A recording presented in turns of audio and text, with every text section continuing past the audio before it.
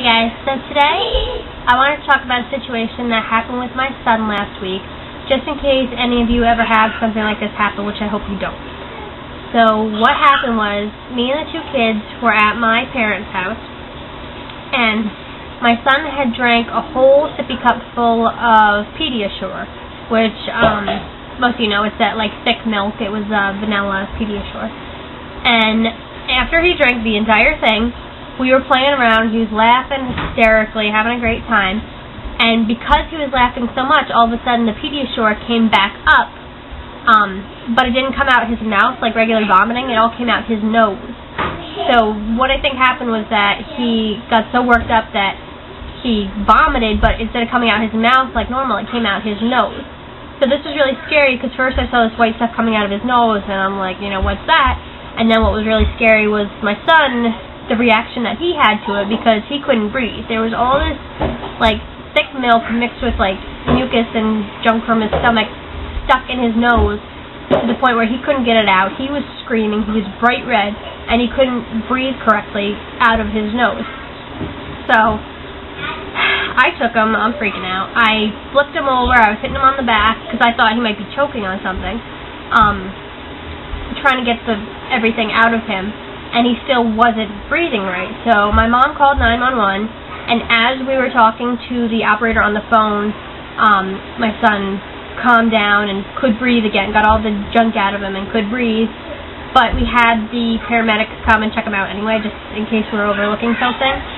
And what she said had happened was that, like, it came back up through his nose, and babies normally breathe through their mouths, or babies normally breathe through their noses. They can breathe through their mouth, but they normally, every day, breathe through their nose. So my son couldn't breathe through his nose. He panicked, and he was screaming and everything, so, which I realized later, if he was screaming, it meant he could breathe, but it was just scary that he had so much junk in his nose that he couldn't breathe the way he was used to breathing. And I was scared because I didn't think he was breathing at all. But the paramedics came and listened to his lungs and everything to make sure that he hadn't aspirated some of the fluid, which I was debating whether or not having the paramedics still come to check him out, which I'm glad I did because I didn't realize in all this like gagging and trying to breathe and all that fluid could have actually went into his lungs, which it didn't. But it could have, so I'm glad we had him checked out anyway.